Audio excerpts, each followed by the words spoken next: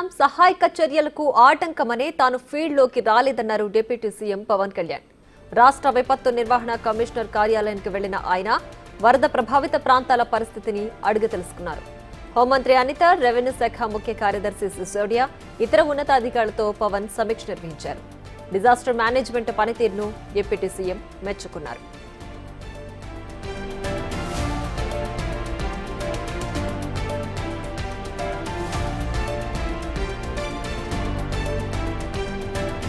గత ప్రభుత్వం బుడమేరును పూర్తిగా విస్మరించిందని పవన్ ఫైర్ అయ్యారు.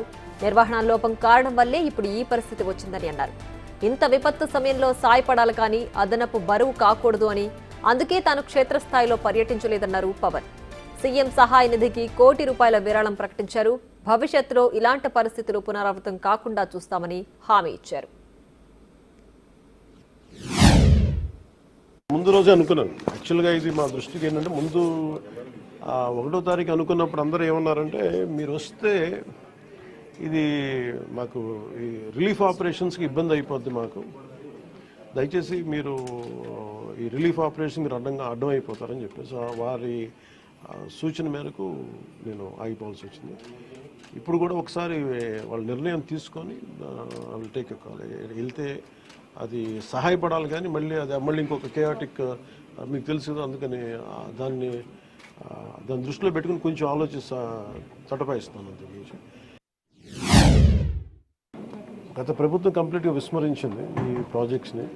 చాలా ఇప్పుడు మీరు చూస్తే మొన్న వాళ్ళ ప్రభుత్వం ఉన్నప్పుడు కూడా ఈ మన అన్నమయ్య ప్రాంతానికి పింఛా డ్యామ్ కూడా సరిగ్గా మెయింటెనెన్స్ చేయలేక నష్టపోయారు.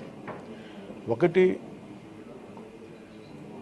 కెపాసిటీకి మించి వరదలు వచ్చినాయి. ఒక్క ఆంధ్రప్రదేశ్ సంబంధించి మన తెలంగాణ నుంచి పడ్డ వర్షం కానీ అవన్నీ కూడా ఇది ఆంధ్రప్రదేశ్కి ఒక ముంపుగా ఏర్పడ్డాయి. దానితోడు ఈ అవుట్లెట్స్ లేవు, ఫ్లడ్ కెనాల్స్ సరిగ్గా నిర్మించుకోలేకపోయాం. ఒకటి, మన స్టేట్ బైఫర్కేషన్ నుంచి ఇప్పుడు దాకా మన ఇన్ఫ్రాస్ట్రక్చర్ ఇలాంటి భవిష్యత్తులో జరగకుండా, నగరాలకు ఎలాంటి ముంపు వాటిల్లకుండా ప్రతి నగరాన్ని కూడా నేను అసెస్ చేయాల్సిన అవసరం ఉంది. ప్రస్తుతం విజయవాడని ప్రత్యేక కోణం నుంచి దీని మీద దృష్టి పెట్టాలి. అదొకటి ఫ్లడ్స్ అయిపోయిన తర్వాత ఆలోచిస్తున్నాం.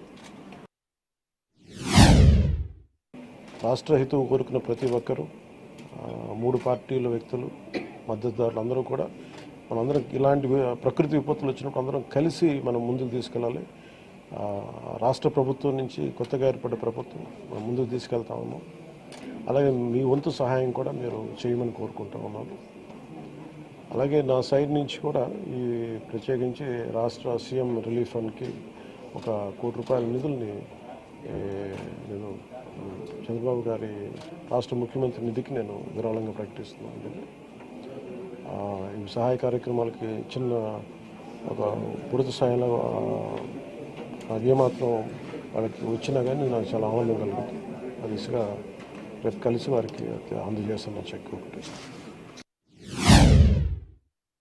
ఇంకొంచెం తక్కువ స్థాయిలో మనం డ్యామేజ్ అయ్యేది ఒకటి, బుడమేరు కనుక గత ప్రభుత్వం సరిగ్గా మెయింటైన్ చేసి ఉంటాయి. ఎందుకంటే వాళ్ళు అన్నీ చిన్న ఇరిగేషన్ ప్రాజెక్ట్స్ కూడా సరిగ్గా కనీసం వాళ్ళు ఈ లాకులు కూడా రిపేర్ చేయలేకపోయిన పరిస్థితులు ఉన్నాయి వాళ్ళకి.